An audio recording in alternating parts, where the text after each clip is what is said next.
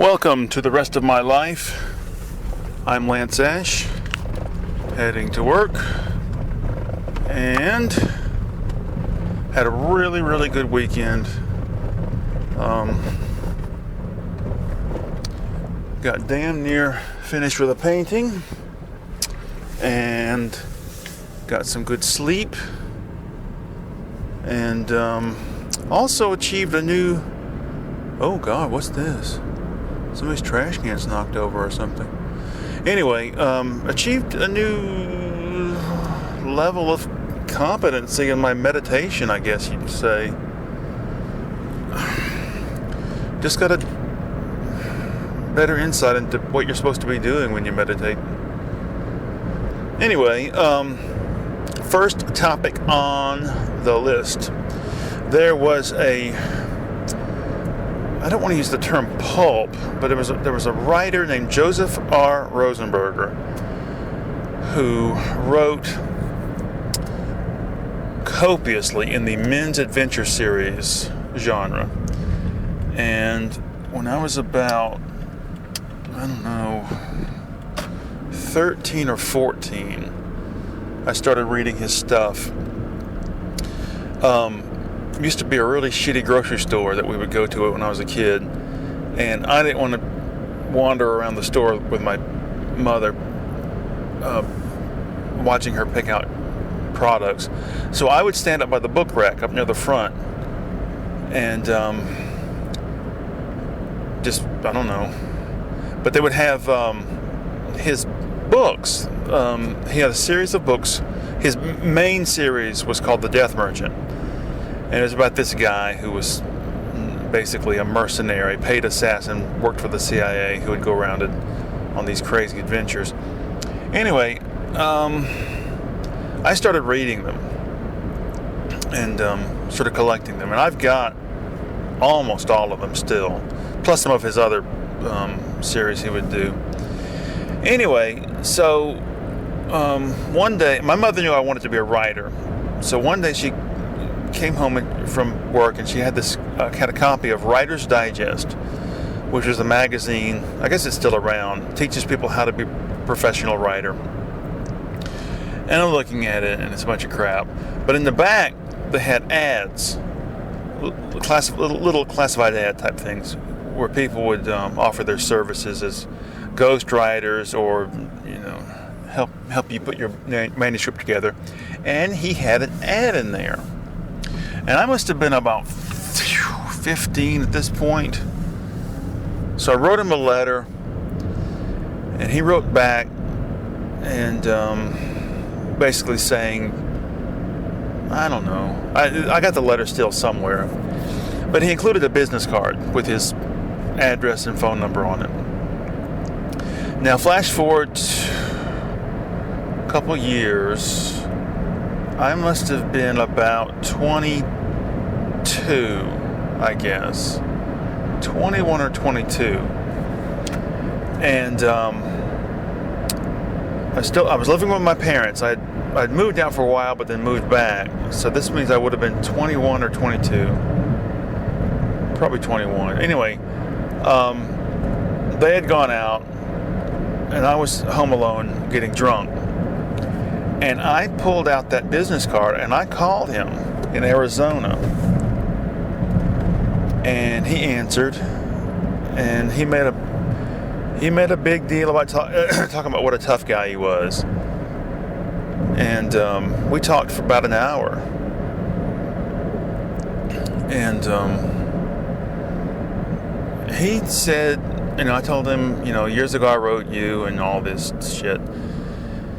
And he said, "Oh, I'll help you, put your manuscript together. I won't charge you." So I didn't have a manuscript at that point. I just wrote him a stupid letter, but that was it. The correspondence ended there.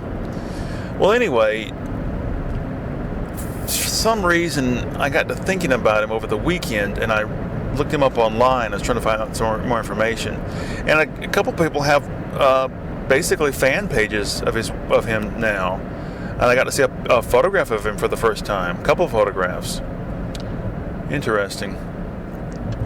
But I used to really, I was trying to think, around that age, 14, 15, I was really big into all that dreck. Those horrible mercenary themed men's adventure series. And I got into reading the Robert E. Howard stuff, Edgar Rice Burroughs.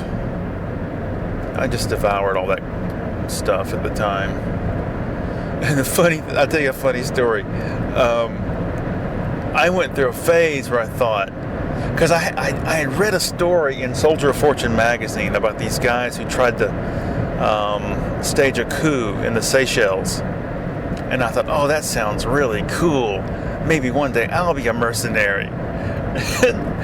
My two uncles, who had both been in the army, one of them gave me this like foot-long knife,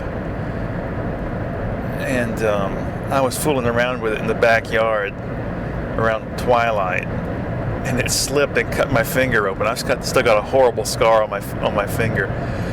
And so I didn't go to the hospital or the doctor. My mother just washed it off in the kitchen sink, and then we tied a splint to it, and that's why it has this horrible scar on it now. But anyway, so I was about 15. No, I must have been 16. Yeah. Anyway, so she's running the cold water over the cut, and I started to pass out because when the water hit that area, and she said, "And you want to be a mercenary?" So, all right, next item on the list of topics: physical ailments. And I put this on the list because last week I felt bad in mysterious ways where you think, do I have cancer? Is my brain tumor coming back? Do I have a hole in my stomach from taking so much ibuprofen? Oh God. Over the weekend though, I pulled it together and felt better. But I turned 52 on Thanksgiving. And so I've already had a lengthy history of surgeries and horrible shit happen to me. So I'm just wondering what the universe has in store for me coming up. Or as Joseph Rosenberger would say, the cosmic lord of death. Oh God, I felt weird last week. But, not much you can do about it. All right, third topic, the J. Geils Band. All last week, over the weekend, I've been listening to a lot of albums by the J. Geils Band and a lot of Peter Wolf's solo stuff. And I remember, would have been 6th grade, when Centerfold and Freeze Frame came out. They were big hits, and I wasn't into rock and roll or listening to the radio or any of that back then, but I would hear the kids at school singing these songs, and I thought, at that time, I thought Centerfold was the sleaziest song I had ever heard, and the repeated instrumental passage, or the chorus, sounded like a schoolyard sing-song or chant, and it just added to the luridness of it, because he sees this girl when they're kids, and he has fantasies about being with her, and then later he finds out she's impure because she's posed naked. Oh no. Gotta fix this side view mirror, which has been messed with again. Anyway, But I really like them. And I don't really like the album Freeze Frame as much as I do the other stuff. I think it's odd. I read something over the weekend. Peter Wolf said the reason he left the band was because after the success of Freeze Frame, the rest of the guys wanted to continue in that direction. And I think somebody described it as techno pop or something, but he didn't want to do that. And I think that's odd because some of the stuff on Lights Out, his first solo record, has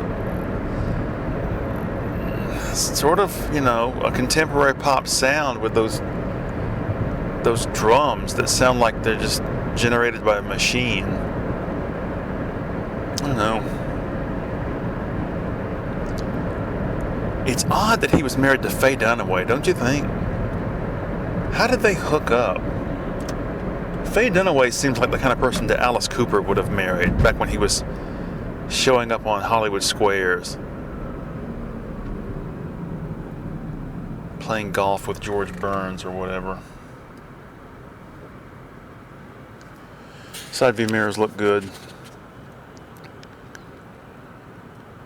Spent the weekend watching a lot of car crash videos, and it really puts the fear of the road into you. Makes you want to watch not only your own driving, but other people as well. I've had so many car crashes. One time I drove off a cliff about 20 foot deep. Driving my girlfriend's car. She cracked a bone in her spine and I bent her car. We broke up not too long after that. First girl I ever had sex with.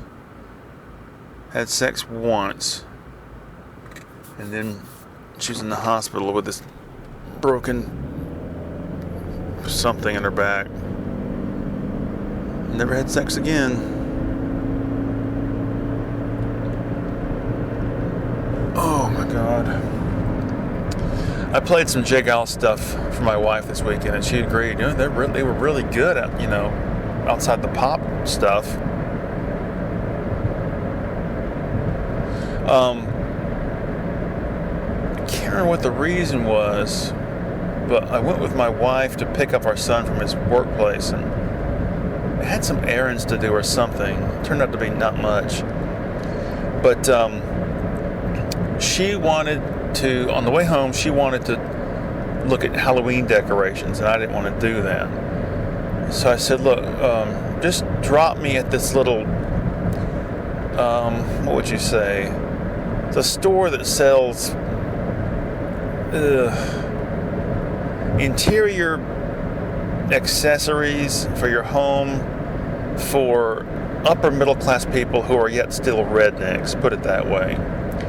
Like bottle openers with deer antler handles. And anyway, I just thought it'd be interesting to wander around in there while they're looking at styrofoam skeletons in people's yards. But I couldn't take it. It was just a bunch of overpriced garbage. And they were playing pop country music on Sirius XM or whatever it's called over the speakers in the store, and it was a painful experience. So I went outside, thought, well, I don't have a camera with me, I don't have the digital recorder with me. I'll just make the most of this and, see this as a chance to experience something, by looking around outside of the store. And a crazy homeless person started walking down the sidewalk towards me, grumbling and muttering to himself, barking out the word fuck every 10 seconds. And so I just sort of stayed near the front door of the store. And I got to thinking, if I'd had my damn camera with me, this would have been a perfect opportunity to do this project I've been wanting to do for a while. In 93, Brian Ferry and Donald Fagen each put out solo albums. Listen to this guy. Listen to his muffler. Anyway, they each put out solo albums that on the back cover of the albums had a picture of them, well, pardon me, standing in front of a doorway. And so I thought, I've been wanting to get a picture taken of myself sort of dressed up to match the doorway, so I can put that with their two pictures. Because the Brian Ferry one, he's dressed in yellow, and the doorway behind him is in yellow. In the Donald Fagen picture, he's dressed in sort of a muted white, and the doorway behind him is a scuffed old white door. The way I was dressed would have been perfect for just about any doorway I could find in that area that day. Jeans, suede, ankle-high boots, baggy navy blue t-shirt, and a black leather jacket. Hair sort of a mess.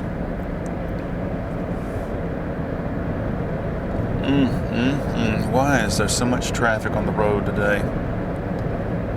What is that he's carrying? Oh my God. I guess they're gonna let me out. Okay, cool.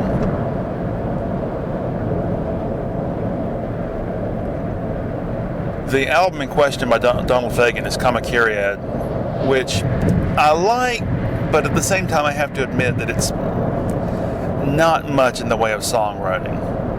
Every song on the album is basically just a one-chord jam.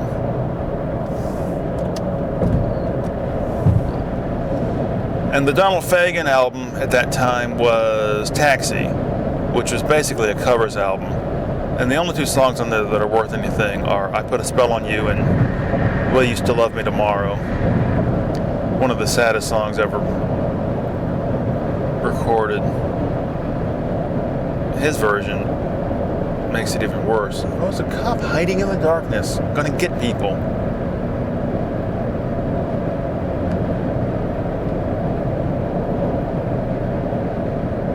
After all this time struggling to find stuff to listen to while I'm painting on YouTube, it suddenly struck me this weekend. You could be listening to BBC News or Deutsche Welle. So maybe this coming weekend I'll try that. Oh, speaking of which, Wednesday morning I will be hanging my paintings at this showing that I've got for the month of November. This is the first showing of my paintings I've had in many years. Probably 10 years. Could be. A little anxious. But, we'll see. Coming home Friday morning, I was listening to NPR, and they had a story about, I think the woman's name was Gertrude Abercrombie, and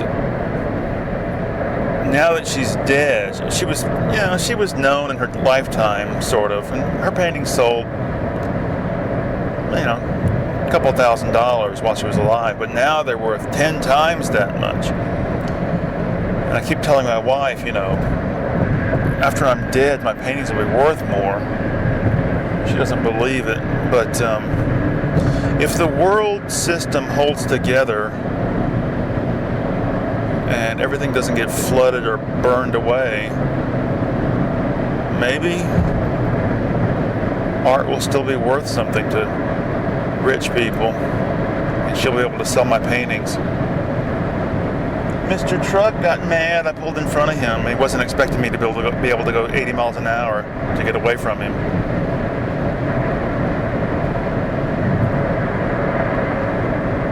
But he's not now that I'm back in the slow lane, he's not passing me for some reason. Isn't that odd? Don't you think that's odd? All these extra lights all over the front of his stupid, super high cab truck. What's the point of all that, other than to show people, look at me, I'm a big macho man on the road. I will die for Trump. That's what it says to me. Here he comes. Vroom, vroom. Oh, he's got little purple accent lights in the wheel wells. And a sticker of a tattered American flag in the back window. Here comes another one.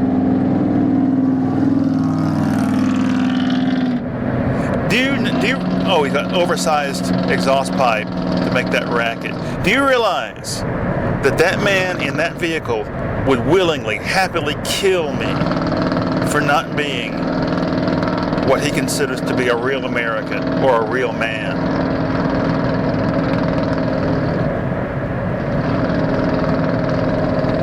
Oh my God. Okay. We're approaching the end of the show. Oh, I'll tell you something else. I finally got the latest song recorded and posted, and the latest instrumental recorded and posted. And I'm not going to worry about pushing myself to write any new songs for a while. I got other stuff to worry about.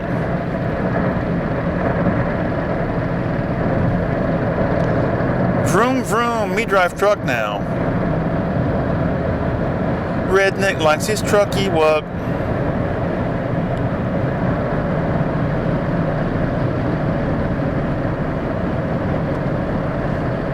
Oh, come on. Get out of my way. Hooray, hurrah. All right, I think we're going to call it quits. Thank you very much for listening. Bye-bye.